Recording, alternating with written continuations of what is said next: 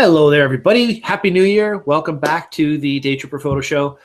We were off for a very long time. It felt like forever. 3 weeks? It felt longer than 3 weeks. Totally did feel longer than 3 weeks. Hi, Phil. How you doing? Good. How are you? Good, good. So you literally just got on the show about 2 minutes ago. Yeah, drove. They're doing some construction at the Oshawa GO station. And so they have a parking lot that is not attached to the GO station. And so I had to walk all the way over. I was debating about getting an Uber to take me to my car, but I thought that might be too, I don't know, public transit-y? I'm not sure. Yeah, no need for that. No need for that. You're going to notice that Gabriel's not going to be on the show tonight. Unfortunately, Gabriel is a little too cool for us kids. See what I did there, Phil? Too cool. Yeah. Yeah, his furnace died, so his house is freezing cold right now, and he's got a lot to take care of there. So he's not going to be on the show tonight, but should be still fun. And Phil, since you just got home, why don't you take 5, grab a coffee, and I'll see you in a few minutes. I'm going to get rid of my jacket. I like it, but, it's snappy. I like it. Thank you. I'll be back in a minute or two. All right, cool. A little pocket square? Yeah, keep the pocket square. Okay, I'll jam it into my shirt. I see you in a minute. Back in a couple minutes, but I'll join a couple seconds. Cool. See you soon. All right, sounds good. And good evening. Good evening, everyone. Very nice. Very cool. In the meantime, you guys have to talk to me and deal with me. Hi, Stan. How you doing? Thanks for watching tonight. This is going to be kind of a fun show. I've been looking forward to this show for 3 weeks because we've got a lot to talk about, but at the very last minute, a lot's changed. There's been some pretty cool announcements from the Nikon camp. There's been some other cool things. Obviously, we have to review our photos for the photo challenge, holiday and family. We didn't get too many shots, so that kind of opens us up to talk about other things. It's been a pretty cool year for Daytripper. We've had a lot of great sessions. We've met a lot of really cool people. We have just had a great time doing unique things. We had our photo expo. It's the first time there's ever been a photo expo in this area. And I was pretty proud of how it turned out, and I hope to be able to do it again, but we'll see how that goes. We're going to be sending out a survey Saturday. And I'm hoping that everybody who watches the show, everybody who's in the community, fills out the survey. In the meantime, though, I'd love some help here. I'd love whoever is watching right now to go to the Daytripper Photo community on Google Plus and type in a question or two that you think we should ask on the survey. I've got a whole list of things that it's not a blank page. There's actually stuff on there. There you go. I got a whole list of things to ask, but I don't want to make the survey too long, but I want to have the right questions. What we're trying to do is we're trying to find out what you guys like. Do you like what we're doing on the show? Are we talking too much? Do we squirrel too much? Is there too much laughter and giggling? Or is there not enough content? Do you want better guests? These are all the things that we need to know on the show. So if you guys are watching right now and you have some suggestions, either pop it in the Q&A. That would be awesome because it's there right now and you can just type whatever you want and it'll save and we'll be able to watch that down the road. Or you can just post it to the Daytripper community on Google+, or you can email me personally, Bryan@daytripperphoto.com, and that's Bryan with the Y in case you've forgotten. And now on to something a little bit more sad, a lot more sad, actually. Today I found out that one of my all-time favorite customers has passed away. On the 31st, about 4 days after his birthday, Carl Salter, who is a member of our community and a really, really great guy. He's been coming to Camera Club pretty much since day one. Awesome guy. Unfortunately, he's been battling cancer for quite some time. Last time I saw him, he was obviously battling, and unfortunately, his daughter came in today and let me know the bad news. So my thoughts and prayers go to the Salter family and to all of those who know Carl.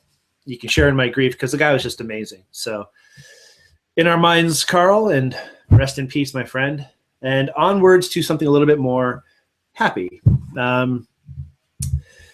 Since our googly guy isn't with us tonight, Gabriel I'm talking about, there's going to be a lot of questions that could be answered about this whole Google Photos thing that we may not be able to answer. We're going to try our best, though. And I've been playing around with Google Photos, and I'm really, really digging it. There's a lot of really great things that Google Photos has to offer, but people are confused by it. So we're going to touch on that quite a bit tonight as well. I've blocked off a whole section of time. We're going to show you what Google Photos is all about, how to use it, what it can do for you. And I think ultimately, what's the point? Like, why would we want another thing like that? So we're going to get into that.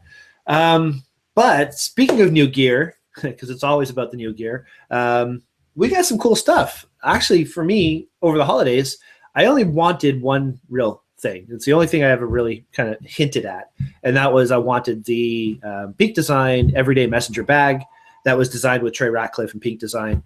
And I told my lovely wife, Shelly, who's not quite home yet. That was probably her on the phone there. And she put out the word to my family. And for the first time ever, which is weird because I've worked here for 10 years, I've got Henry's gift cards, which is very cool. And the gift cards paid for my Everyday Messenger. The bag's awesome. Anybody who's interested in a really good quality messenger bag, highly recommend it. Highly. If you have any questions about it on the show tonight, go ahead, ask them. I'll tell you all about it. It's awesome. It holds this water bottle. Just saying. Okay, Joe LeDuc, hi to you. I'm going to be calling you probably tomorrow, Joe. We got to talk about a really cool thing that's coming up. This Saturday, as in just a few days from now, the Daytripper Photo crew is doing a hockey photography class. We're shooting 2 hockey games, have a whole bunch of class time in between. There's still some spaces open if you're interested, daytripperphoto.com. You can check that out. But on Sunday, we're doing indoor light painting, and that's going to be so much fun, and that's why I need to talk to Joe. He is amazing when it comes to this stuff, and he and I are going to be running this indoor light painting session at the community center here in Newmarket, and I can't wait. So I'll be talking to you in a few bit.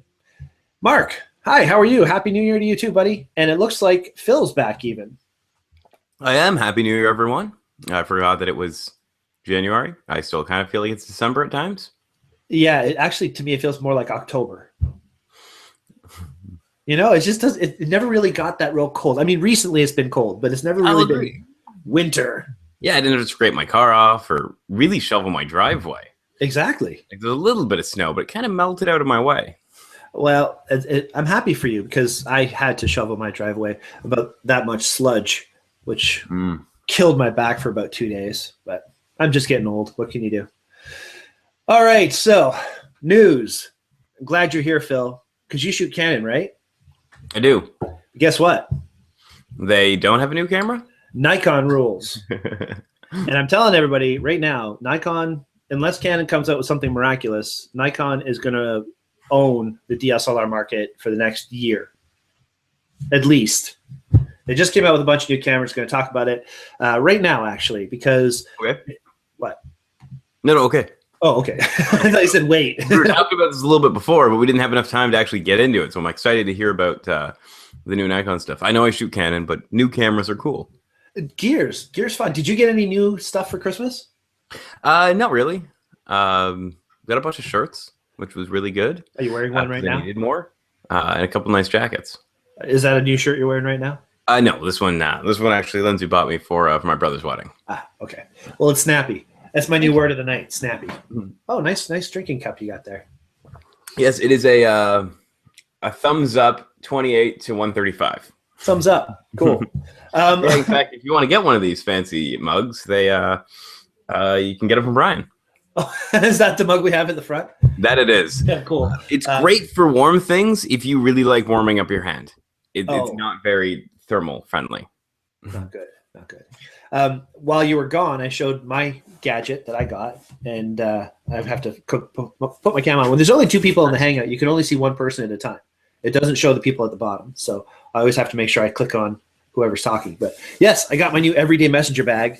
I've already talked about it. Now I'm scrolling on. The design people. Peak Design. That's it. Thank you. They make the really cool camera like clip thing. They make the Peak Design capture clip. That's it. Da, da, da, da. Yes, I'm so prepared. Mount it on like a belt instead of having, something like this, which is an entire belt kerfluffle. Spider. Yes, you like the Spider system. I like Cotton Carrier. I have the Peak Design. The cool thing about the Peak Design bag is that this capture clip is built to go right here. See, that's really cool. I like that. That way you don't have a camera strap. Right, but in my experience, using a DSLR with this, it's very, very front heavy. It's a very small piece. My preference to this day, and I have it right here in my Peak Design camera bag, is the Cotton Carrier belt, which is just really nice and wide, and it's very comfortable. And you don't have to.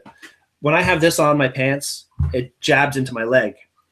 And unlike this one, which is like super flimsy, the Cotton Carrier one is sturdy, so it actually rests on your leg. Like it's an awesome system. Right, it's rigid. It's nice and stiff. Anyway, we're squirreling again, but that's okay because this is like gear talk, and that's fine because we love gear talk. But so yeah, you got shirts. Too bad, man. That's okay. I needed them. Okay, good. I needed socks, and I got them too. But socks are good. My favorite gift. Absolutely. I love this Peak Design bag. I'm very, very happy with it. Christine is watching. She says, Happy New Year, everyone. Got an external flash from Santa this year. Very overwhelming. I have no idea what to do. Try first. I tell you what you should do, Christine. Ross, I believe, is going to be giving a flash presentation at Henry's Newmarket, a free presentation. And then Martin Ingalls, who's a good friend of Phil's, actually was your best man at your wedding. Is the reason I'm in photography, literally. He's actually going to be doing, well, they're talking about it. I can't really say too much about it, but there's potential of really cool things with flash and portrait stuff in Henry's Newmarket coming up in the future. So keep your eyes on that, Christine. That might be really cool for you. And of course, there's always Daytripper sessions that we're going to be doing on stuff like that as well. If you have questions, please post them to the community. Specific questions, write them here tonight, whatever. Lots of people can help you with flash. We're all on board to help you with that. And as far as what to shoot with it, everything. It's not terribly helpful, but try it with everything. Try it with motion, try it with still subjects, and see what happens. And absolutely, by experimentation, we can learn. You know, it's funny you say with motion because when I show the Google photos later, I'm going to probably pass by one of the shots that I made with flash and motion, and it's zoom blur with flash, and it's really cool stuff you can play with. So all kinds of cool stuff. Andrew, good evening to you. Happy New Year. And he says Happy New Year to everybody who's watching.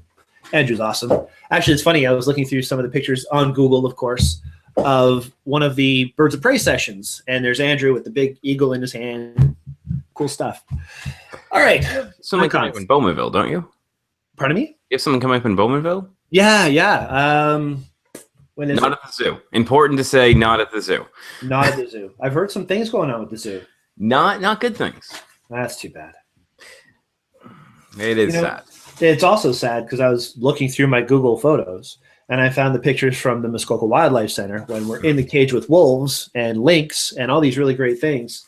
Yeah, it's sad that these places that do have respect for their animals and treat them with all the care in the world run into issues. Yes. Like the government buying out their land or something stupid. May 29th. Or potentially someone doing bad things. Still put that one out there. Don't know anything about it. Okay. Which is okay. We won't worry about it. Just Google it. Tons of stuff out there. Bowmanville Zoo. Google it. Okay, so yeah, May 29th, we're having our Birds of Prey session at the Ontario Falconry Center out in Bowmanville. And I didn't realize it was in May. I thought it was earlier. Nah, well, we're waiting for weather, right? A good point. Yeah. And I'm inviting my father to that. Oh, nice. Yeah, I want Dad to come to that. Yeah, as soon as the Carl thing happened, the first thing I did was got on the phone to my father. You know, just Dad, you're awesome. Anyway, so let's talk about Nikon. Okay. So my buddy Ross, y'all know Ross, the photo video guy, he does reviews for Nikon. So, of course, he's given his impressions, and I'm going to share his page here, the photovideoguy.ca, if you haven't seen this, guys. Ross's reviews are funny and actually really good. He knows what he's talking about. So he gave his announcements, assessing the announcements at Nikon. Obviously, they released this at CES. And this is the year of the fives, he says. It must be something about fives because they released the D5, the D500, and something else. Well, they're trying to catch up to Canon's 5D. SP5000. 5D, yeah, right. Okay, so the D5, this is their replacement for the D4S. This thing, I'm just going to move past it because if I start talking about this, everybody's just going to get angry and they're gonna want to kill me because it's just freaking awesome. Yeah, I know, right? See this? 360 video out of a Nikon, basically GoPro?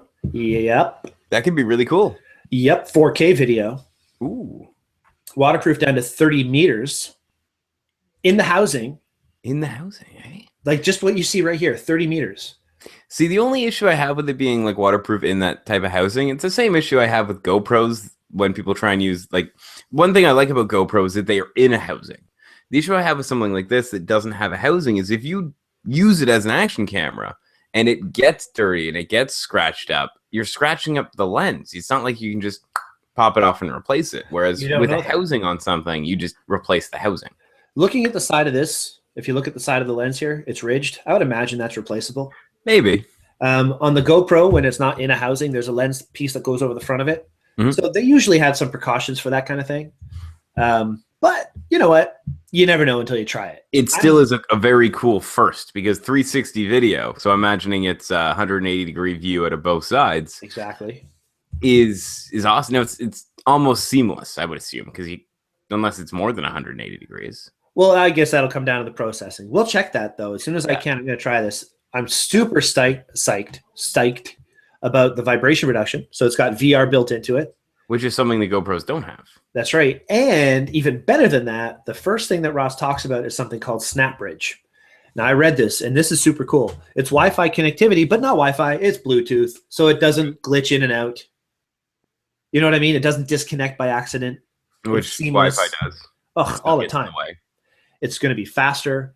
And with this device, you can Bluetooth to your phone instead of Wi-Fi and control it and do all that stuff. It makes so much more sense. They're doing this. I have to go back up. SnapBridge feature on a lot of the new cameras. It just doesn't transfer RAW, but it transfers everything else. So check this sucker out. Small like that, you're not doing RAW. You're doing quick shots. You're doing videos and that kind of thing. Well, like this, absolutely. But if we're talking about the D5 or the D500, those cameras, right? Okay. So those are cool. That is called the Key Mission 360. But this right here, ladies and gentlemen, this is what I want to talk about here. The new Nikon D500. So we've been talking for years about the potential of the D400. Rumors. Back when Phil worked with me, we sold the D300. Yeah, and then the D300S. And the 300S. And they were the last professional grade crop sensor camera that Nikon's made. I have a 7100. Love the thing to death. I named it the Schwartz. Love my camera. It's fast. It's efficient. Does a great job. It's built for exactly what it's supposed to do, and it's not too expensive. Well, yeah, it's more of like a hybrid system, because they got rid of the professional entry level, which was basically like the D90, and they got rid of the 300, which was the like professional crop sensor, and came out with the 7000 series. Right. So it's kind of nice to see them returning to their possible roots. I agree 100%. And this camera is a game changer once again, just like the 7100 was from the 7000. This is a completely different option. It's a 20.9 megapixel. I like that they didn't go crazy. I'm glad you picked up on that. Because you don't need that many megapixels. No. And on a crop sensor, 20's probably, I don't know like the numbers behind it, but in my head right now, I would say that's ideal. I agree. One of the biggest things that I loved about my full frame, Mr. Snaps, the D700, is that it was a 12 megapixel full frame. Now, in the day, with the processing that was available, that was the best low light camera there was. Now, they're putting on pixels 36 here and 50 there and 46 and 42 and 100. Didn't Canon just release a 5D with some ridiculous number of pixels? 5DSR. Like 5DSR. Don't point to it. I agree. And those are not run and gun cameras. You can't shoot higher than 6400 ISO. Yeah, because they're just not going to look good. And it's not like you're dealing with no, like they don't even let you camera or something that's medium format where having that many pixels kind of makes sense. You're right, but it doesn't even give you the option, Phil. That's the crazy thing. It doesn't go higher than 6400. This camera right here, very weird. This camera right here is looking to be freaking fantastic. It has a tilt LCD screen that's touchscreen. It has the Bluetooth. It has the Wi-Fi with the Bluetooth kind of thing I'm talking to you about. You can see the Bluetooth symbol right there. Right in the middle. It's got the magnesium / plastic body. Now, there's been some debate as to why half of it would be plastic and why half would be magnesium. I'm kind of thinking it's because of the Wi-Fi. Hard to get Wi-Fi out from the magnesium chassis. You can try and use it as an antenna, but it also, I think, would probably be for weight as well. Because I think the biggest downfall to the 700 that you have is it's a tank. It weighs a ton. It is a tank. It hurts my wrist by the end of the day. Yeah, even my camera weighs a ton. So it makes sense to go lighter, especially with Nikon and really Canon competing against these interchangeable lens cameras. The smaller, it's lighter, it's easier to travel with. they want to keep people traveling. They want to keep people carrying and shooting. And so you can't take weight out of a lens in reality. We can't have lighter glass. So the body's really the next point. I agree. And I've heard that the weight difference isn't that much between plastic and magnesium. I don't know. I'm not an engineer, but you don't know. Bottom line is it's a really interesting idea. And now, check this out. The point where we have super, super strong plastics that, rival metals, but I think we are getting pretty close. So the fact it's plastic, I think means, something different than saying that, the top of this box is plastic. It's a lot sturdier than what you might find and there's nothing wrong with them, but the construction of a D3300 or a Canon Rebel, for example. Yeah, exactly. And then it also comes down to how many actuations they can shoot. Plastic cameras, they'd be like 25,000 to 50,000. Something like this would probably upwards of 200,000 actuations on average. No, that's not to the construction of the body. That's down to the quality and the build of the actual servo mechanisms. Shutter, all that kind of stuff, yeah. Now, I will say that Canon did have a really cool announcement over the break when we weren't here. And they had a fancy way of moving a mirror that would produce less vibration than previous, which was pretty cool. But then again, we are just flapping a piece of glass back and forth. And also, don't forget that Canon on the 1DX uses a carbon fiber shutter. So, I mean, you want to have speed and efficiency. They know what they're doing. I'm certainly not going to say they don't. But check this out. Okay, I got to get to this, then we got to move on. This thing has 4K video. Okay. At 30 frames per second. Which isn't a huge thing. That comes down to processor. True. It uses the new processor, the X-Speed 5. Okay. Okay, check this out.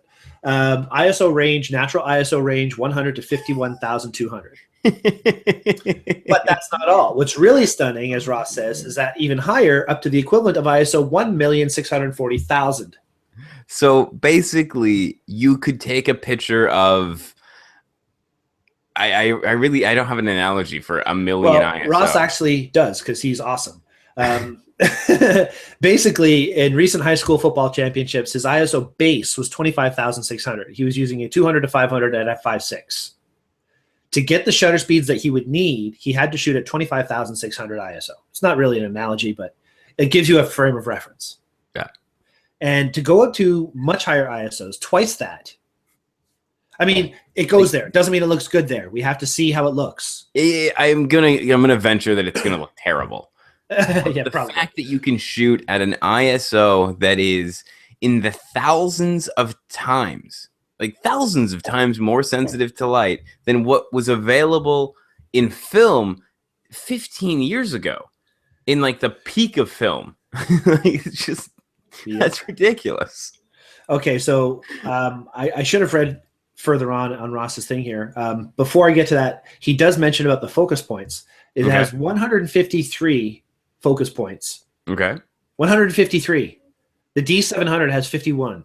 Now, the importance of having more focus points, in my opinion, is not so you can use all of them. It's so that the one focus point you choose to focus on your subject is that much more precise. Exactly. And it allows you different ways to focus. Exactly. 3D grouping could be much more accurate. As opposed to being a attempt. Right. Yeah, exactly. So I'm stoked about this. I can't wait to get this thing in my hands. I can't wait to try it. Use it. Nikon, and I'm excited. Sorry, I shoot Canon. See, you even say you shoot Nikon a couple years ago. To keep up in demanding shooting environments, the internal buffer will hold 79 full resolution raw images, while it pushes at 10 frames per second. Hallelujah! Hallelujah! I'm imagining this thing's got to be SDXC. It is SDXC, but it's actually XQD and SD. Okay.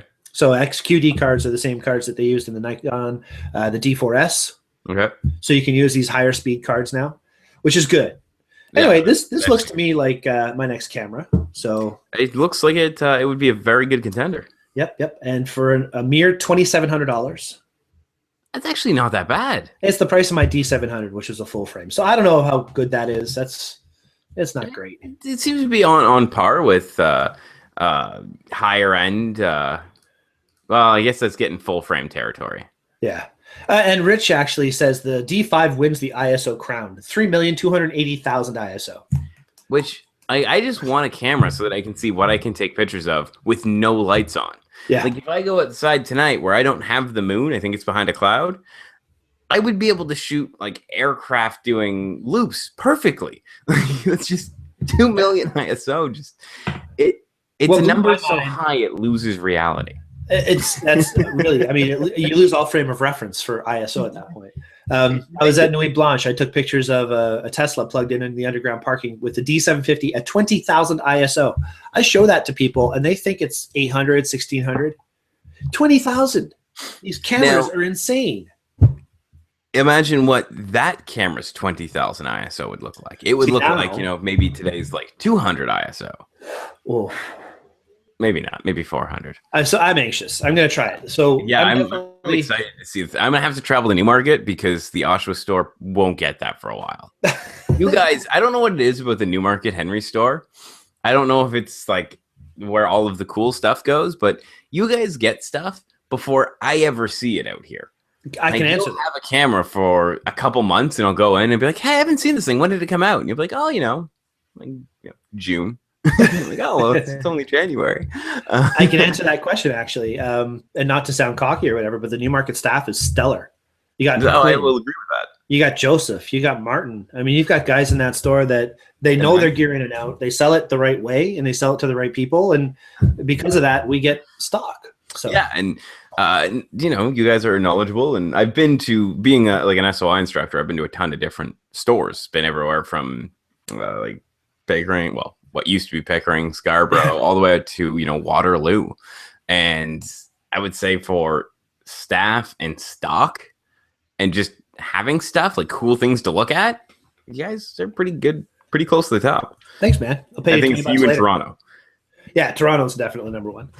And yes, Kathy, the ISO is mind-blowing. Absolutely mind-blowing. And Kathy O'Craven, awesome. Kathy lived in the same house as me in Vermont. I keep on, every time she mentions something, I bring this up. She lived in the exact same house as me when she was in kindergarten, when I went there, and I lived there in high school. It's just mind-blowing. And this is in Vermont, and I live here. It's such a small world that such a small world. Two of you would live in the same, not even like same town, but same house. Same house. And then leave and end up in relatively the same area in a different country. And she comes on our day trips. And that's how we met. It's so crazy. And then just about a week ago, my mother's best friend from Montreal, I look up at work and there she is standing there. I spent my very first Christmas at her house. Very cool. It's crazy. It is, because I'm Jewish. So that's weird. It's just ish. Jewish. Oh, okay. Yeah. Anyway, we are totally squirreling on the show tonight. It's all your fault. I think it is. I'm super excited that we're back on.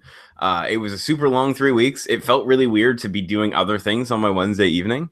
And I'm happy to be back. I'm sad that, Gabriel's not here, but sadly he could be on. He would just be wrapped in like towels and blankets, I guess. Totally. Light his desk on fire for heat or something. Rubbing sticks. Pretty much. Okay. All right. So that's actually just the beginning part of our show. That was before we get to the meat and potatoes. Yeah. So I just want to remind everybody who's watching, if you like our show, if you actually get some fun out of watching us and you enjoy the content, please click like, subscribe to our YouTube channel. Let the world know that we're doing this thing. This is episode number 156. We've been doing it for a little while. We're still getting better, hopefully.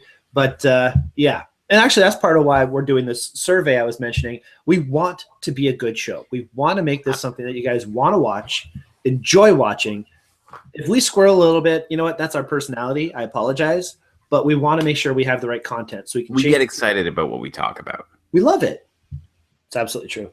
Andrew says Santa decided to enable him a shopping spree, shopping trip to Henry's. So he'll be seeing me soon, I guess. Oh, cool. He's got some gift cards burning a hole in his pocket.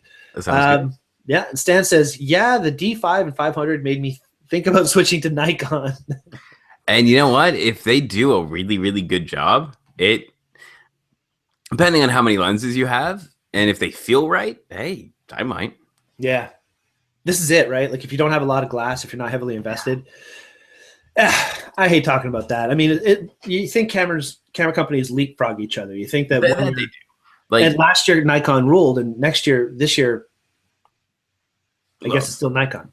well, yeah, but Canon had video first, and then something else comes out, Nikon does it, and then all of a sudden someone else has Wi-Fi, and then Sony's in the corner making really interesting advancements that make their cameras stand apart from everyone else, different than everyone else, but awesome in their own right. But it still comes back to this teeter-totter back and forth of who's better, and it's basically like a tug of war with no one ever winning. Yeah, absolutely. Oh, Mark is saying that Andrew and he should coordinate Henry's shopping sprees. Yes, you should. Buy something. You should all coordinate. I'll be left Tell you out. what, we'll make a Daytripper photo day. Everybody that comes in gets cake. Ooh, I'm in. I'll talk to Chris about that. Let's see what we can do. Okay, so let's talk about some of the things that we've done over the past year. We've had a busy year. I went through, I do research, okay? It's kind of what I do. I went through and made a list of every show we did in the year. And I circled where we had guests and what shows we did this and what shows we did that. And you know what I determined? We talk a lot. Yes. We do. We talk a lot. We did 44 shows this year. Really good for. Not bad. We try and be weekly, but occasionally we take a show off or something. So you got holidays and stuff to work at. Yeah, exactly. We had some pretty sweet guests on the show. We had Glenn Hubbers. He did his remote from his RV, which is really cool. You're going to get him back on the show again. Jessie Pesky, who is awesome, and she just got married this year. She's a superstar. Awesome. Yeah. Tim E. Hendry, our Elvis, was on for the Elvis show. He was a blast. He did a great job. Remy Darling, were you on the show? I don't think you were on when Remy was here, were you? I sadly was not. She is a treat, and her photoshopping is really cool. She has great composites, and she does like the Sin City vibe and really interesting stuff. Of course, we had Ron Clifford, and we're going to get Ron back on shortly. In fact, I'm hoping, I put an email out to Ron. I'm hoping we can get him on next week. That would be really cool. And of course, everybody get your shot glass ready. Oh, yeah. The great Don Komarechka was on. Have you seen Don's compiling of all of his snowflakes, Phil? Like, he has got a picture with all of them together? All of them together. I would put that on my wall. Yeah, you should. If he's on the show, I'm officially telling him I want that on my wall. I'm going to see if I can try and find it because it is spectacular. And Don, he didn't just put them all on the page. He put them all in relative size to each other. That's awesome. So literally, he worked out an equation. He invented the equation to find a magnification factor through the EXIF information of the photo and translate that into an algorithm, which literally tells him how big the snowflake was, in which case he could take all of his snowflakes, figure all that math out for each individual snowflake, and then map them out on a page. 2,500 hours, I think, he put into doing this poster. None of that terribly surprises me after meeting him, though. True. He's super clever. He is. That's exactly what he is. He is super clever. He inspired me to try and shoot snowflakes the other day. It went terribly, but I tried. All right, well, since I found it quick enough. That's awesome. The snowflake. And all in relative size, people. That looks like really, really pretty. Yeah, I know, right? It is. It's cool. And I love how it's on black and you put it up against the wall. It really stands out. Mm-hmm. And every snowflake is so cool. And I know that I said earlier I'm Jewish, but my favorite snowflake of his has a perfect Star of David right in the center. It's very cool. It's really cool how these shapes form in nature. I know, it's true. And colors. He's even finding colors. Anyway, we're sidetracking again. Yeah. So, yeah, Don was on our show. Had a great time with him. And the very first show of the year, do you remember? Did you watch our very first show of the year last year? I did not. We had the guy from Henry's, who is my favorite employee of Henry's of all time. Except aside from like Brent Orr and Matt Glover and, working with you and Martin. This guy was awesome. Ren Bostelar, who is pretty high up at Henry's right now. He is the customer service experience manager, I think, right now. Ren he's worn many hats, and he is one of the smartest, funniest guys I've ever met. And he even has a book, a Canadian satire book that is on the bestsellers list. It's quite funny. It is very funny. Check it out. Ren Bostelar. I just said the word. I forget it now. If you're into like Twitter, he has a really funny Twitter as well. Mm-hmm. Yeah, he actually had a tweet back when the Blue Jays were were actually doing really well in baseball. Something about how he felt like he was in the 90s or something, and it got picked up by like everyone, and it got put all over the web. And one of the like websites that I like to go to had his tweet posted, and I was like, wait a second, I know that guy. It's really weird. And he's such a cool guy too. Anyway, he was on our show for the first episode of the year, and he gave away a full Kelby package, Kelby Online, which was really cool. He gave that away. He was the head of the School of Imaging at the time, which is now the Learning Lab, and Ren is in a different division. But this is his book here, the Stats Canada Satire on a National Scale. Pick it up for $14 on paperback. Cool. All right. So, yeah, that was there. That was a great show. It was a lot of fun, and it was amazing. He gave away this $250 value package on the show. It was great. So that was pretty much what we've done this year. We've had a lot of great shows. Oh, we've had some super cool guests, guest hosts, I should say. Navi Noom was on for quite a while, and we've had Phil on our show for quite a while. Phil, you're doing awesome, man. Awesome. Thank you. I'm happy to be here always. Like you've been here always. You do very well. Kathy says, party at Henry's, and Mark says, shh, you had me at cake. I'll talk to Chris about that. If it only takes a cake, I will do that. And Kathy says that Don snowflakes are so gorgeous, and all the info he shares with each post is a lot of fun. You can see it all. Order it at skycrystals.ca. Absolutely. I recommend everybody do that. I will go there. Phil, you were on our session with Don last year. I was, and I learned, I thought I knew like a lot about macro, but I learned a ton. And I actually learned, it's going to sound really funny, but I actually learned stuff about physics and how light travels through an opening, how light travels through an aperture. And I understood depth of field because of the waves in light in a way that I didn't know I would ever understand. So it was really, really cool. Do you remember what that was called when the aperture is too closed on the macro lens? I don't remember. It creates blur. I don't remember the proper name for it, but yeah. If you're watching right now, can you please remind me? It's been going through my head every once in a while, and I totally forget what it's called. Yeah. But it's basically when you close your aperture down too much on a macro lens, it creates a softer image. It creates a blur around it because the light can't pass through properly enough. It's really weird, and especially because the more you magnify, the worse that effect gets, and it's really, really interesting to know how you're going so small that this type of stuff actually affects your image, which is absolutely really cool. The next session we're doing with him is June 12th. There you it's go. not on the website yet, because the minute it goes on the website, the minute it's public, sell out every time. Don's sessions are fantastic. Anyway, some upcoming sessions that I just want to remind everybody. This is where we're going. We've talked about what Daytripper's done. Now we're going to talk quickly about where they're going. Hockey on the 9th, on Saturday. We have a hockey class. Pop up for a minute while you do that. Sorry. Okay, you got it. Back. So this Saturday, we have a great hockey session. We have 2 full games we're shooting with 2 separate classes. And, of course, the Sigma lenses are on their way. Can't wait to try out some of these lenses again. And on Sunday, we have indoor light painting. So this is what I was mentioning earlier with myself and Joseph Leduc. It's going to be a lot of fun learning how to use flashlights and modifiers and brushes and different colored gels and all kinds of different setup. Well, we're going to have 2 setups set up so people can try things out and get some hands-on education. Great stuff. On the 24th, we're doing our Fire On ? We don't really know if it'll be ice or if it will be grass at this point. So one way or another, we're going to be doing our Burning Steel Wool, our light paint, our nighttime outdoor photography session called Fire on Ice normally. But we have the spin-off. Now, this is where it gets really cool. On the 28th of February, we're inviting anybody who wants to do the spinning of the steel wool. We've done this before. Actually, Mark's friend Jason won last year. When you spin the steel wool in the special way, make great patterns, the people who come to that session are only paying $40 to be there because it's not a class per se, but they get to pick the winner of the spinner of the year. Last year, the spinners got these really cool whisks, silver whisks in all different sizes for first, second, third place. I might be able to find something like that again, but we always have something fun planned for the spin-off, and that's a blast. And if you want to do it, entry is free for people who are spinning, and you can win $100 cash.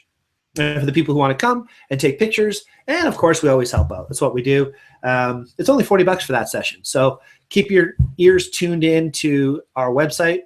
That doesn't quite work, but keep your eyes tuned into our website and register for the spinoff as soon as it gets up there. And of course, Navi and Gabriel are bringing back their wedding session, which we did last year on the coldest day of the year, literally. And I locked my keys in the truck with it running after the thing, and it was just a mess. But this year, hopefully, it won't be that cold. It'll be March 13th. So it'll be a little bit warmer and a lot more comfortable. We'll still have an amazing location and lots of amazing content that Navi and Gabe are going to run through for everybody. So keep your ears tuned into that, or your eyes. Again, I say ears. I don't know why. Can you keep your ears tuned into a website? Does that work? Maybe. The website still have like splash music? Not mine. Okay, then maybe not. All right, so let's. Okay, so we've got some photos to go over, Phil. We've got our photo review. We actually have photos, which is really nice. I've seen a couple posted over the last little bit, and I like them. I do too. Do you want to do a screen share? Or do you want me to? I'll get you to do it because I'm having slight issues right now with Google. All right, sure. I don't know where it went. Well, the story of my internet all day. That's weird. I don't know. I feel like I got a little bit older, and all of a sudden it became Martin in technology. For those of you who don't know, Martin can walk past a computer and it will puff into smoke. Oh yeah. All right, so here we are. We have our first photo from Robert. This is a great shot. Is that the first one? I think it is, eh? I think so. Beautiful. So Robert played with the bokeh, the background blur.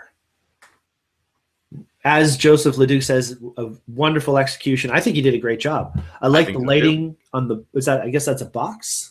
It looks like a box of some sort with a Christmas lights maybe hanging up on a windowsill in the background, but just the distance from the lights, the focus on the box to achieve the the bokeh effect in the back. It's awesome. I like how the light doesn't spill. Like you're not getting a lot of spill light on the edges. It's only lit the box, so that really nicely stands out, and complementary colors of the different flowers to the background lights. Beautiful.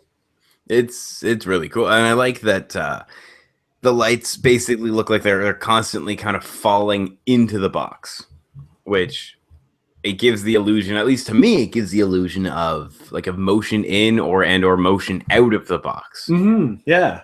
And I know if Gabriel was here, he'd say something about having a nice small watermark in the corner, better than kind of all over the place. But just the lighting, and I don't know what box this is. I'm not sure if it's like a 3D box of any sort, but it looks like it has depth to it, which is really cool. I also like. I'm one of the geeks that looks at like the actual aperture blades on the bokeh. Yeah. And counts the blades. So you can actually see how there's little flat parts, right? So I think this is a 9 blade or something. But that lens is awesome. The 50mm f1.8. This was shot at 1.8 aperture, which is why the hole is so big. Yeah. If it was an f22, it'd be a tiny little hole, and it would probably be all, sparkly looking. And you would get the arms off of the corners of your aperture. Yeah, it's fascinating how that works. Beautiful shot. My only critique, my only negative potentially would be I don't know if it's a box. My first thought is it like a Zippo lighter and at a different scale? I can see where you're getting at because it has that side piece. Right. So if there were a way to have a little bit more depth that it's a box, maybe from a little bit higher angle. Or maybe not a higher angle because that would get rid of the illusion of the lights falling into the box. But maybe a little bit of a side angle. So you saw the box there you go, trailing into the distance. But even still, I like the color. Like the look of it, and I like the fact that there's 3 colors in the picture. Black, yellow, and orange. Well, whether or not that was intended or not, it simplifies everything. I agree. Great shot. Well done, Robert. Thank you so much. Now this one... This one made me laugh. Mark obviously always has a good sense of humor with his photography. I don't know if you know Minions. I look at this and I can. What's that? I know them from one of the movies, and I know they have an affinity for bananas. Yeah, banana, and that's all I can think of when I see this. It just makes me laugh. It's a fun photo for the family challenge. So we had family and we had holiday. Obviously, the first one from Robert was for holiday. This one was for family. The comment he makes about his family, he says, my My first entry for the weekly photo challenge, family. I don't see my brother-in-law enough, but he's always good for entertainment. So beautiful. I like it because it looks like it's a semi-candid picture. Like the two things just kind of happen to come together. And I like it. It shows the goofiness of family. Yeah, that's exactly what I was thinking. It shows how when you're at home, you're alone, you're having a good time. It's just about being yourself and having a good time. And that's perfect. That's why I love the challenge family for this. Great job. I also have to say that I really like his shirt. Don't make me use the chef's voice. Or maybe the chef's voice. But yeah, because I know you can get a little yelly in the kitchen. I don't know about him, but I know you can get a little yelly in the kitchen. So I like it. All right. Well, he also submitted a photo for holiday. And I really have nothing negative to say about this. I think it's just a great little shot. Well, the only thing I can think is it looks like his beard's on fire. I was going to say, when I first saw this, I was looking at it on my phone. And I was like, that is a really weird Santa. Like, what Santa paints on their eyebrows? And it took me a minute to realize that it was just actually, it took the description of the picture to realize that it was just a Santa, not an actual person. Has quite the collection of Santas. This is one that took the time to pose for me. Yeah, I think it's great. I love the color. I love the warmth of it. I don't mind the light on his face, but when you look at a photo, and this is something we say quite often, your eye is always drawn to the spot with most contrast. And now that you mentioned his beard's on fire, that's where my eye's going. And that's where your eye will go. Exactly. So now I know it's difficult when you're making a photo like this to think, oh, let's just unscrew that bulb or, move something to a different place or something. But sorry? No, so I was going to say, and some, and sometimes there's not much we can do. Like, we don't notice these things till afterwards. Exactly. But, I like the realistic feel of the shot, as well as I know it's a Santa and I know it was created for this purpose, but the picture translates that creation. It translates that whole, there's that story of him with the pipe and coming down the chimneys and that kind of stuff. And it kind of summarizes all of that. Mm-hmm. Agreed. So I love the shot. And the only thing I would say is watch your contrast. Yeah. All right. So I shouldn't have had to do that. Let's just go. Yeah, there should be another picture or two, I think. There is. I just clicked the wrong button. Now, the one thing I will say, because I'm okay with his beard being on fire. The part that throws me off a little bit, that I feel breaks up the shot, is the lights, the column. Yeah, there we go. I feel like that separates him from the tree. It's a good point. If you were to get rid of that altogether, I understand that could be a challenge, because if we move around the side too much, we'd lose his face. Mm-hmm. If we tried to go the other way, it would grow out of his head. Mm-hmm. So if it has to be there, I like where it is. Makes sense. Because it's not growing out of his head or anything. Gives a bit of a backlight, I guess. A little bit. Yeah, I guess, when you look at all the details, and if you're going to be uber picky, there are things that you can do. But I don't think that's what we're here for. I think I enjoy the photo. I think I like it. I like the feeling that it gives. It gives that warm, holiday feeling. Oh, he says, you don't touch anything in my mother-in-law's living room. I was lucky to not get caught in there with my camera. So, and so does she have the Santa set up at the tree like this? Well, apparently.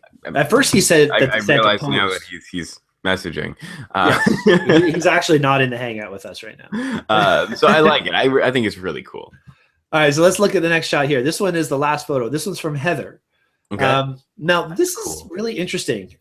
This was taken with the Sony A77 at 16,000 ISO. Really?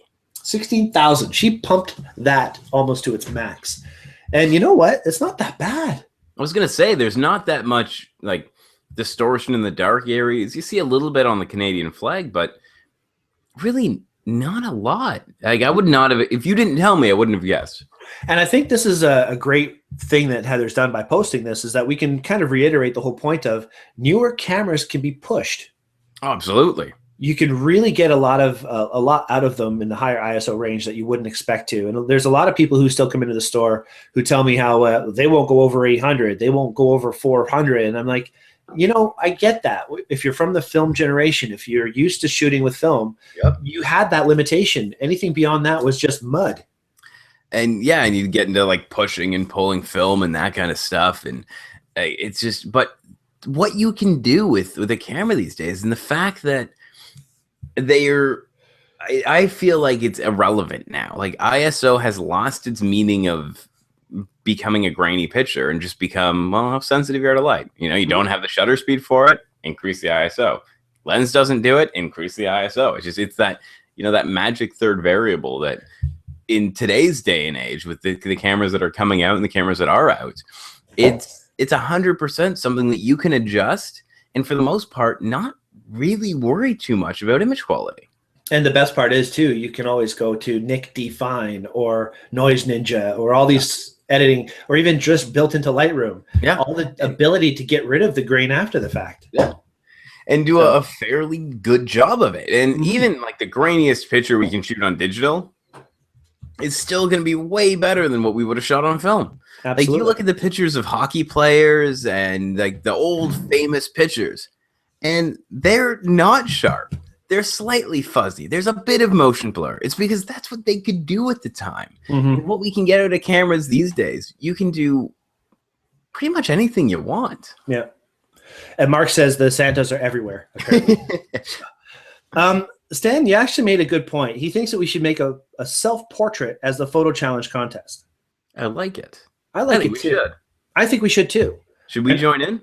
I think we should. But is that what we're going to do this week? Because I had one picked out for this week because I was hoping for Ron Clifford to be on our show next week. Okay. We'll wait and see. You know what? Forget it. I like your idea, Stan. Let's change up the game. Well, we could do, I think, and I'm looking at the notes, just the end of the notes. I think we should maybe wait for that. Okay. Mainly because we want to emphasize both the feeling of it and what it actually is. I agree. Now we'll leave everyone in suspense until we announce what that show is or what the assignment is. So is the assignment for next week self-portrait? Yes. Or not next week, week after, right? The week after. We're giving the challenge now. The photo review is officially done. Thank you, everybody, for submitting. All three of you. Appreciate it. And for next week, I'm going to go with Stan's idea. We're going to go self-portrait. All right? So we have this coming week to do it. Next week will be the review. Not this coming week. 2 weeks from today, photo review on self-portrait. So everybody, get your self-portrait on. That's going to be a lot of fun. Great idea, Stan. Thank you so much. I like it. And this is what it is. You know, this is a community show. We work with our community. If you guys have a good idea, make it so. Make it so. All right. So where are we here? We talked about all that. We talked about this. Now we got a few minutes left to talk about Google Photos. Now this is pretty cool, guys. First of all, Google Photos gives you unlimited uploading. Okay. Unlimited, providing your file sizes are okay. That's the key. You can't be putting RAW up there. You can't be putting full resolution. And to show you that, what I'm going to do is a screen share here. Yeah, you said you can't do full resolution. What's the resolution you can use? Here you go, my fella. Oh, there we go. You're ahead of me. I'm half a step, just half a step. Okay, so high quality, free unlimited storage. It's a great visual quality at reduced file size. So you just upload it, and it'll automatically convert it for you. Okay. Okay. If you want to go original size, then you have a certain amount of storage that you can fill up. And then beyond that, you can buy storage and put up full resolution if you want to. You can buy terabytes. You can buy, whatever you need. Right? So for $10 a month, you can get a terabyte. Free up to 15 gig. And even 100 gigabytes. 100 gigabytes is a lot of space. For most people, if you're only putting JPEGs in there. And to be fair, if you're sharing online, chances are you've edited your picture, you have it ready to go. You want to show people the created image you have, whether that be straight out of the camera through Photoshop, whatever you do. You're probably going to put it as a JPEG anyway. Usually, at least what you export. Exactly. So here's the thing. This is your settings menu for Google Photos. If I go over here, you can see this is Google Photos. And by the way, if you want to find where Google Photos is, just go up here to your Google search bar and go photo. It automatically goes to Google Photos. Very easy. So if you go to your settings, you're going to notice that you have some choices to make. Suggest new creations, rediscover this day, group similar faces, Google Drive, remove your geolocation from items shared by link. So you can actually choose to remove your geolocation so people don't know where you took your photos. They're thinking about a lot of stuff here. So this is the settings menu. Tammy has a comment here. She says, when I post on Google Plus now, is it in Google Photos? How does Google Plus save all my photos? That's and why use Google Photos over Google Plus? Well, Google Plus has separated from Photos. Okay. So when you post a photo to Google Plus, it creates a collection in Google Photos. Okay. So they're linked already in the background, but they're two separate applications, which give you much more versatility. Does that make sense? Yeah, that makes sense. So when you load to Google Plus and you go then to Google Photos, you'll see in Google Photos all of your pictures. Okay. And if you go to the story behind some of these. Oh yeah, I'll tell you about that. And if you go to your collections, so on the side here you have Assistant, you have Photos, and you have Collections. Within your collections, this is where your pictures were that you've posted. Okay. So you'll be able to go back and find all this stuff. Like, when I hung out with Joe McNally. Yep. Me and Joe, we go way back. At least to this one day. It was fun. And this is another thing. It creates, out of collections, it creates stories. Okay. So this is the story of that date. I just take the pictures, and the software automatically does all this cool stuff. Like, does these photo merges here with Joe and Henry. That's really cool. And puts them into this little story.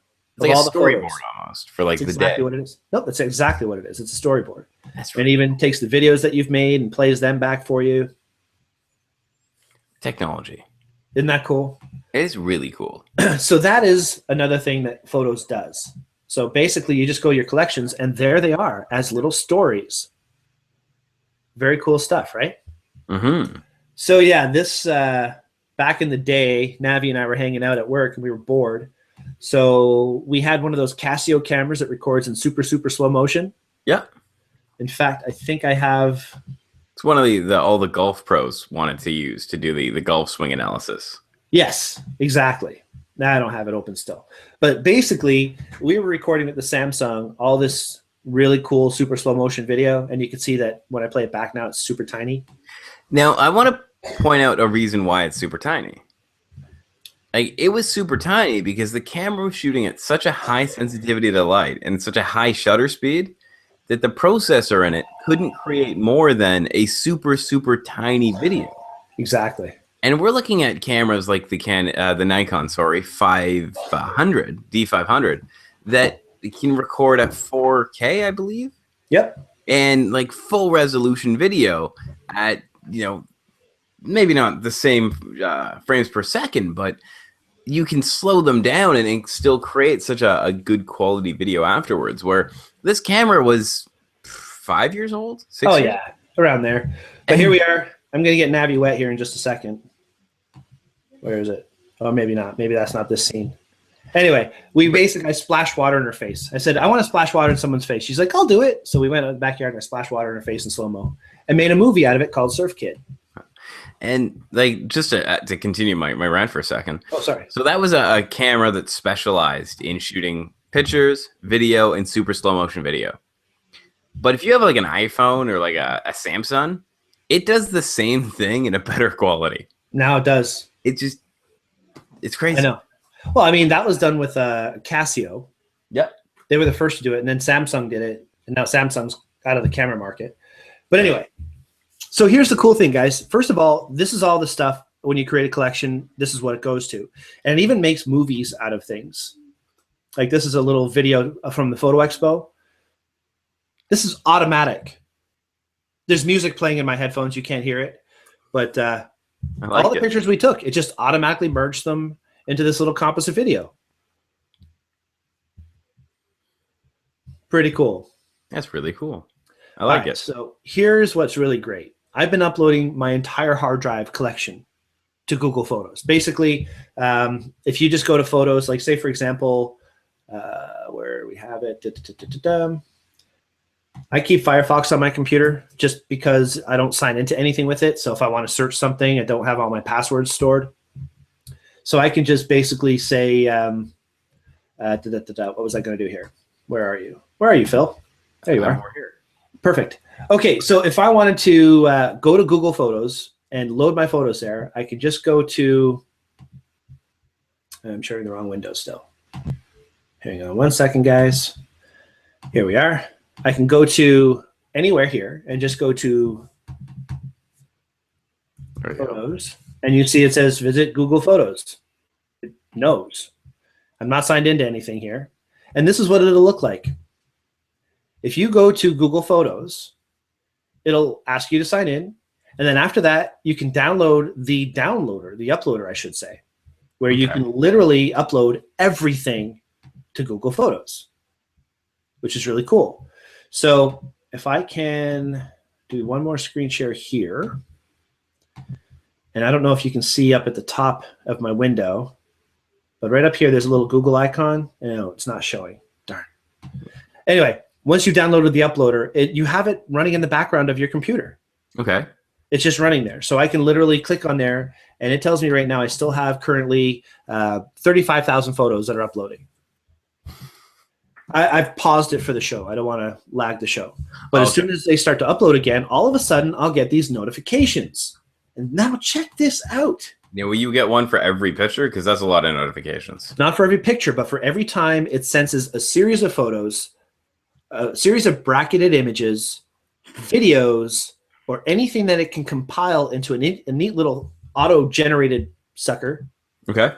It'll automatically do this. Now check this out. Okay, so I have to move a couple screens. If I go over here to, can you see where I'm hovering over the collections? No, we're currently, on the left side. Yeah. Okay. So right up here, the assistant, if I click on that, it's showing me all these auto-generated GIFs or GIFs or whatever you want to call them. The peanut butter moving pictures. Stuff. Yeah. So here's Edge. This was a wrestling match that I went to years ago. Edge is now retired. I forgot I even had these photos on a hard drive. And it turned them into a GIF file. Over here we have Jason Sensation getting slammed almost from big guy. Forget his name. Kurgan. That's his name. He was in movies and stuff. These are from the waterfall trip to Hamilton. Okay. The waterfall day trip years ago. And it took the pictures that I had taken with my Sony point and shoot and compiled them into HDRs. Automatically. So this is an HDR that the computer did. I had nothing to do with it. And that's great for being completely computer generated, no like effects whatsoever. From a point and shoot. You know, just nothing special. Awesome. This is the wedding photo from Taya Munster. That's great. We were doing our photos at the Zombie Walk, and this is a series of photos that it compiled into a little repeating photo video. That's really cool. I didn't even know it had this ability. I'm like totally automatic. Check this one out. I was up in Algonquin and we went to the Screaming Heads and they were practicing the super frisbee. It found the photos and automatically stitched them, and you can see the guy throwing the frisbee. That's really cool. Yeah, I'm going to keep going here because it's pretty sweet. It made a panoramic out of some pictures I took out of the back of the store. What amazes me is that it has the algorithm and the intelligence to look at your pictures and figure out what goes where. What goes with what, exactly. And it's Google, which potentially could lead me down a really odd rabbit hole into them owning Boston Dynamics and drone companies and that kind of thing. But it's crazy. And this technology is free. This stuff that didn't exist like 5 years ago, or it did, but it was incredibly difficult to get and to use. Yeah, but not only is it free, but I didn't do anything. It did it automatically, which is even scarier. Like or this? Awesome. One or the other. I'm clicking on our Hangout window like it's going to do something. Hang on. This right here, I took some video and some photos at a wrestling event, and it puts it into a movie with sound. That's awesome. And it titled it and everything? No, I put the title in. You can put title in. You can change the music. But it did all the organization of the video and the photos and all that. And I imagine it's all royalty-free music and that kind of stuff. It is, exactly. Here is a bunch of photos I did. I edited some of them, but it's the same photo. One's edited, one's not. and it stitched them into this little GIF file.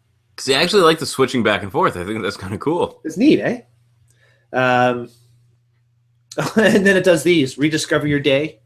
So it brings up like a grid of pictures from the day. That's me and Dixie, of course. That's for Jennifer. I wanted to share this one for Jen. And then, of course, it creates a story out of all the original photos. So here's me hanging out with Dixie. That's what she does. She sits on my arm and my neck. And oh, look, fireworks. Oh, exciting. That was from a fireworks session. Oh, my God. $1,500 worth of fireworks, man. Lunaticism. There was a lot of explosions. Check this out, Phil. This is like Don Komarechka stuff here. Of the bleeding heart? Ah, that's cool. Just a flow through the shot. Yep. That's really cool. I had focused at different points, and it did this video. So the auto-generated stuff is so cool. It does funky edits of your own photos. It does collages, automatically picking the photos. I don't know if you remember what this guy is. This is the guy that was on The Amazing Race Canada. Matt. Oh, okay. Matt and Nick. Yeah. Yeah, super cool stuff. Videos from, check the little hippo going into the water. This is from the Toronto Zoo session. I think you were on this with me. Quite possibly. This one is neat. I took a bunch of pictures of the 50 millimeter lens at different apertures, and it automatically made them into this file. And this kind of fits with what we were talking about earlier, how your aperture is not really round. It actually has corners. Yes, this is actually the lens I think he was using. No, he was using a G. This is a D. Doesn't matter. Okay. But same concept, though. Yeah. Auto done. Now, can you make some of these public or I'm just looking at the comment section here. Oh, Kathy asks, can you make them differently public? Nice to have an online backup of all the photos, but I don't want to share everything publicly. Though it would be nice to share some selected images or folders. Absolutely. Okay, so what you see on my screen are the ones that I haven't approved yet. These are the ones that are just sitting there. Actually, this is kind of an interesting one. This is Ron Clifford right here. He was in the store today. 2 years ago, this is what I was doing, hanging out with Ron Clifford and a bunch of people. But yeah, you could definitely do that. So let's say, for example, the story Tuesday in Bowmanville. Say I want to save this, but I don't want to make it public. This is when I was in Bowmanville. I love how it gives you like the comedic flight arrow. And it shows you like the zebra at the Bowmanville Zoo. Nice, eh? And then there's all of us hanging out at Camp 30 and doing steel wool and all this and that. Fun stuff. Okay, so the first thing I have to do is I have to save that. So I click up on the save button, and it saves it. It's now added to my library. So if I want, I have the link right here. And if I want to share that, I can share it myself. Okay. Until I share it, it's private. Okay. So it's just for me at this point. Nobody will see this unless I want to share it to somebody. That's really good. So you do have some pretty good pictures. Yeah, you have great privacy. You can go back and re-edit it if you want to. Add different photos. You can see it's picked the photos by itself. Okay. If I want to replace this photo with this photo, I could do that. Put them both in. So you have a lot of control. You have a lot of control over who sees it and so on. It's a lot of fun. That's really cool. Okay, so let's say here's Michael Madsen getting felt up by some guys at the Vaughan Film Festival. Mr. Pink, remember him? Yeah. Okay, so I save this. Wasn't Mr. Pink, what's his name? Continue, I'm on a tangent. Anyway, yes, it was on Reservoir Dogs. It was, I thought he was the guy in some of the Adam Sandler movies. Maybe he's brown or white. It might be Mr. Brown. Maybe he's Mr. White. Mr. White. Might be Mr. White. All right, so I could share this. I can get the link for this. I gotta look this up. You can let others add their own photos to this. So you have a lot of control. You can put it to Facebook. You can put it to Twitter, whatever social media you want to put it to. And as you share that, it would show up. Boom. Oh, wrong link. That's our show. Never mind. It didn't copy the way I wanted it to. That's a side note. What's that? Steve Buscemi was Mr. Pink. Oh, Steve Buscemi was Mr. Pink. Yeah, that's probably totally Mr. White. Probably Mr. White. Anyway, he was in the movie, and he was really cool. And he was getting felt up by some guys at the Vaughan Film Festival. I have the photos to prove it. Anyway, it's very cool what you can do with these things. So with Google Photos, you get all these updates automatically. It uploads unlimited amount of photos to it. You can share what you want to share. You can create collections. So for example, if I am looking at all of my photos, these are all the photos. And by the way, you can scroll down and find things so much easier than any other way, because they're big photos and they go by date. And I can just scroll down to July 2012 and see what I was doing. There I am. I was doing some urban exploration. And HDR work, like early HDR work in 2012. Yeah, yeah. This is awesome. How I started off with HDR right here. Yeah, that's the pirate's favorite photography method. HDR. So bad, but so good. Okay, so say for example, I wanted to create a separate one of those stories, right? That's really I cool. can click on this right here, hold shift, click on the last one. This is me doing a presentation on HDR, and that's a Don Komarechka photo. That's not mine. Click there and go create an album. And I can call that a new album of, guess what I'm going to call it? HDR. All right, so there we are. There's my HDR album. You know, a couple months later, you're going to look back at this and be like, why do I have this? I'll remember. And so this won't be public until you choose to make it public. You got it. That's really cool. I like this. I'm going to start using Google Photos. You should, man. And the best part is you can upload your entire. Okay, let's rephrase this. First of all, you have to make sure you have unlimited uploading on your internet. Okay. Because I do the show, I make sure my plan is unlimited, so I can don't worry about how much data I upload or download. That's with your internet service provider to make sure that you're not putting too much data out there that they're charging you for extra traffic. Exactly, because it is still uploading data. Yes. And Navi, I like that Surf Kid is your first one. Hey, Navi. How are you doing? Oh, Navi should come to the show. It occurs to me that I never actually ordered my prints. That expired a long time ago. Can we work that out separately? Oh, right. Navi shot your wedding. She did. She did an awesome job of it. I'm super happy. Well, of course she did. She's Navi. I would not have, if I expected her to do anything other than awesome, I wouldn't have had her do it. Exactly. No doubt. But yeah, it's a really good program to work with. And even better than that, you can edit your photos yourself in there. Okay. So if you want to do. Google Photo is what became of Picasa, right? Like, is Picasa still a thing, or are they kind of side by side? Like, one's online, one's on your computer. I think Picasso's still around. Okay. Yeah. Okay, so here's a photo that I shot of Dixie hanging out by the Christmas tree. I can go in here, edit, and change all the different kind of Instagram-y kind of stuff. Okay. I can crop it or I can rotate it. I can go in and actually edit with light, color, pop, and vignette. So if I want to make it pop more, if I want to add a vignette to it. So is there a way of doing a light vignette, or is it only dark? Looks like it's only dark. Okay. The dark side. Right. The dark side. Yeah, or you can reset it back to the way it was. So you have some editing capabilities. So all of your photos you've ever taken, you can upload to this thing. You can then do some quick edits with it. You can crop it. You can do all your basic edits. You can have it automatically. Picasa works tandem with Google Photos. Oh, perfect. It's been a while since I used Google's Picasa, but it was a great program back in 2009 when I first started using it. It was an outstanding piece of software. And the fact that they have it now working in conjunction with this means everything you do, you can now easily share or keep private or keep in more than one place. I like that. I like that a lot. I agree. So that's it. That's Google Photos, guys. If anybody has questions on it, if anybody has any other things they'd like to know about it, I know that Henry, we have a comment. Henry made a comment about, I believe it was in the Newmarket Camera Club community, actually. He says, help, how does one restrict a Google Plus search? I've tried to find a way to search old posts in Newmarket Camera Club and Daytripper Photo using keywords, but the only search function I've located seems to be searching all of Google+. I must be missing something. I can't believe Google+ wouldn't support that kind of search.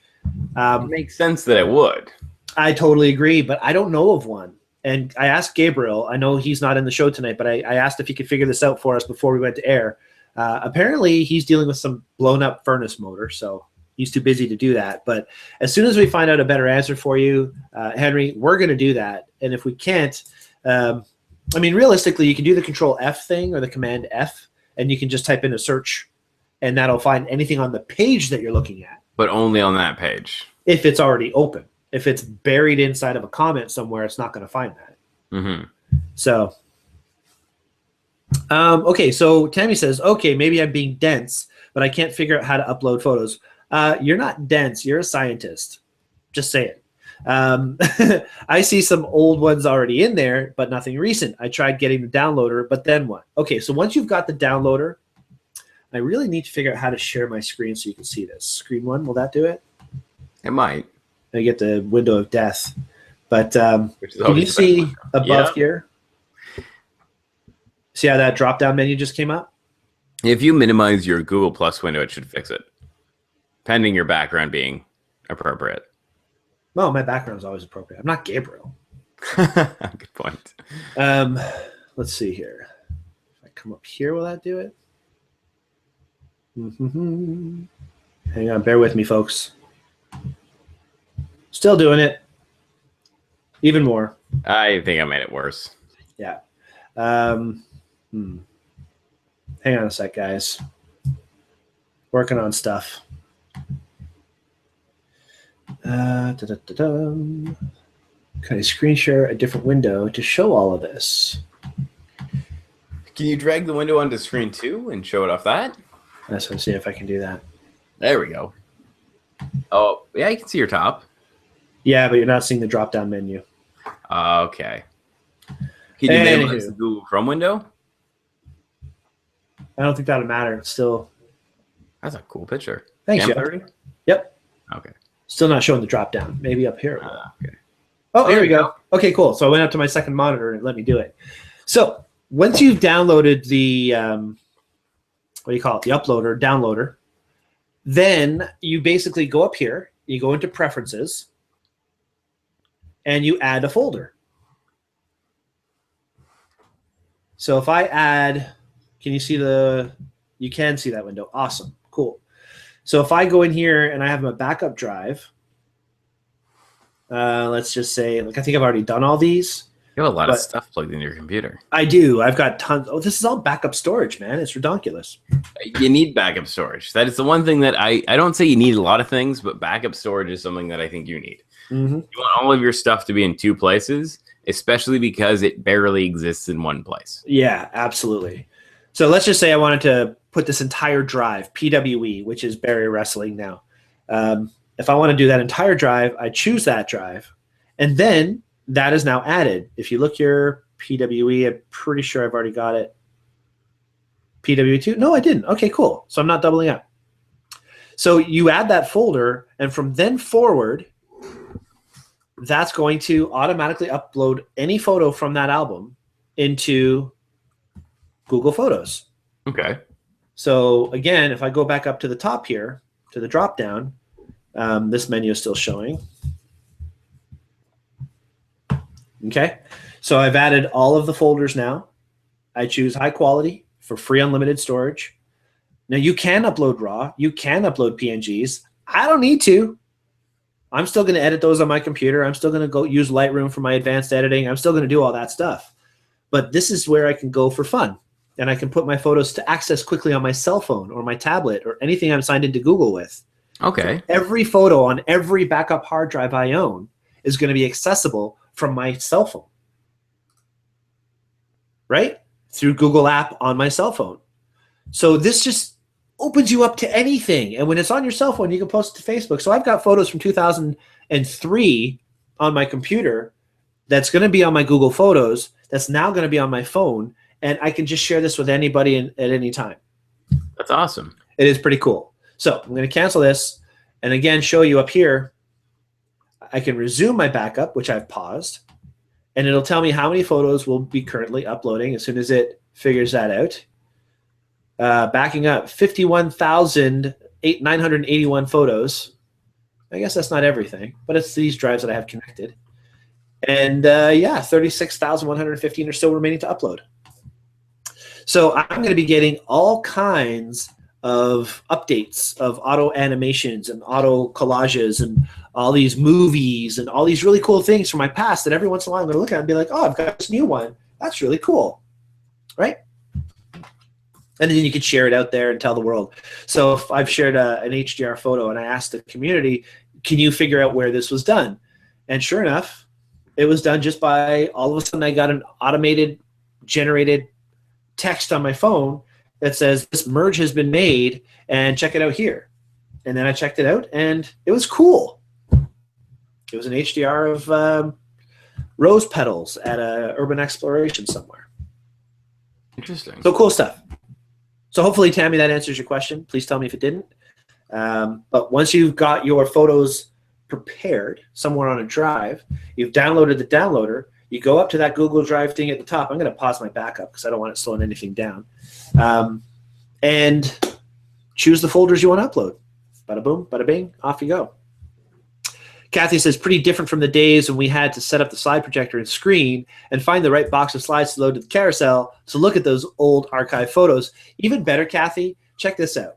On my phone, if I'm reviewing photos from Google, there's a floating head of my mother-in-law. Let's move that down there. If I'm looking at my photos on my phone, okay, there's photos right there. Right. There's the photo. This is the animated GIF of one of those things. Right? There's my mother with the arms over here. Okay. Where's my finger? Here we are. She's right over here with her arms up at one of my sessions. It was a lot of fun. Anyway, see right up there? That little symbol right there? There. That's Chromecast. Okay. So if I want to, I've got Chromecast on my TV in the bedroom. I can hit that Chromecast button. It'll ask me, play it in the master bedroom. It's a little fuzzy. Yeah, it's not focusing very well that close. I'm having a hard time with this right now. Now, I just want to jump in. People that don't know what Chromecast is. So Chromecast is a device that will plug into your TV, and it allows you to stream things like Netflix or YouTube, or if you have many other things like Google Music. But if you have a Google device, you can actually stream information from your phone or your device to the Chromecast. So if you have Google Pictures, and I believe even if you have, I'm speculating here, but if you have an Apple device with Google Pictures, you might still be able to do it. I'm not 100% sure. It's an app. But it's basically a way of showing your information on a different monitor that this little dongle thing is plugged into. My dongle thing's plugged into the other room. I can hit play on my screen. All those photos will show on my TV in the other room as a real slideshow in full res, and it looks awesome. I've also got a really cool thing called Showbox. I don't know what that is. Showbox is I can watch any movie I want from my phone. Okay. Including things like The Hateful Eight. That's just out, though. Yep. Or even better than that, The Revenant, which isn't out till Friday. I actually have that as well. Which is very weird to me. Well, it came out in the States. Any movie. I would watch Star Wars. Star Wars was cool. Star Wars isn't here yet. I didn't get to see Star Wars in a theater. Like, I was around when the second 3 came out, but I somehow avoided watching them in the theater, which, in my opinion, might have been a good thing. But like, I went to the movie like the Monday after it came out, and I was surrounded by people in probably their late 40s, early 50s that I felt watched the movie in the theater when they were younger. And it was an amazing experience because I got like the feeling from their emotion, the joy, and I thought it was really cool. Well, I was one of those guys that saw the original A New Hope, episode 4, at the drive-in with my dad, and like sitting in the back of his van watching this movie, backed out to the screen with the little thing in the window. I've watched every single Star Wars in the theater or in the drive-in. when it was out, and I can't wait. I can't wait. I haven't seen it yet. You gotta watch it. I'm gonna go to the VIP. IMAX. Spend the $14. It's totally worth it. I'm gonna go to VIP in Markham. Do it. I have a little admission to make, and that was that the first time I went to a drive-in movie theater was this summer. Oh, and it was awesome. I watched cool. 2 movies, and I wanted to make it through a third, but I was already kind of sleepy, and it was like 1:30 in the morning. Yeah, you can only take so much. Yeah, and it was awesome though. Give people a tip: if you're gonna go to the drive-in, go when there's no mosquitoes, or put screens on your windows. That's what I did. Oh, look at you! What a thinker. Scotch tape, some cheap screens from the dollar store. Worked perfectly. Well done. Well done. Okay, that's pretty much it, I think, for us tonight. What do you think? I think so. Like, we talked about a lot of different options. We talked about some really cool advancements from Nikon. Talked about what to expect from the Daytripper community in the next coming months, as well as some of the upcoming features and sessions, as well as some really interesting things that I didn't know about Google that I now know, which is really cool. It's very cool. And I just can't wait. Sorry? I can't wait to get more animations and more little GIFs and all this stuff. I want to do that now so that I can have Google smush them together for me. The worst part, though, is like I've shot some time lapses of me mowing my backyard and building a shed, and time lapse at the Vaughan Film Festival. And it only takes like 6 photos at a time and creates these little GIFs out of it. Okay. So I've got 1,000 photos with 6 at a time animation. So you got to kind of have to go through and delete a bunch of them and whatever stuff that's kind of boring, but it's still fun. Yeah. As Tammy says, thanks, you're welcome. She didn't say it. Andrew says, yes, cool stuff. I was also worried about things going public when I don't want them to be. You know what? You control over what goes public. If your auto setting is set to private, then you're only the one who's going to see it. Until you share it to somebody, a group, a community, a post of any kind, it's only for you to see. That's how they roll. Good to know. Okay, guys. Phil, thanks for being here tonight, man. Well, thank you for having me. I'm excited about the self-portrait assignment. I think fell asleep in Star Wars. Well, to be fair, I did bring my wife to Jurassic World and she fell asleep. So I can see how someone could fall asleep in a big movie. He says he fell asleep in Star Wars in 3D and a big bang woke him up and scared his wife when he jumped. This is Joe the Dude. Awesome. It's a good movie. I'd go see it. I'd recommend it. 11 out of 5. Wow, 11 out of 5. That's pretty good. I'll be going. It's a given. Yeah, it's totally worth going. And you know, it's by now you don't need reserved seating to sit in a decent seat in the theater, which is really nice. Yeah, it's good. Andrew says, looking forward to Saturday. Me too. Andrew's coming to the hockey session. There we go. It's going to be a blast. Oh, and there's a surprise, by the way, for those coming on the hockey session. You won't be there for the full session, but I've finagled a superstar to help out. Awesome. And I don't mean Sean Johnston, because Sean will be there too. I mean Bryan Watts, the Bryan Watts. Oh, there we go. The guy that knows everything. Out. So what? So we got a question about the app. Where? Oh, I didn't see it yet. The movie app. Okay, before I see it, I'm just going to say Bryan Watts is the Northern Conference Director of Photography for the Ontario Junior Hockey League. He is the photographer for the Hall of Fame, the Hockey Hall of Fame.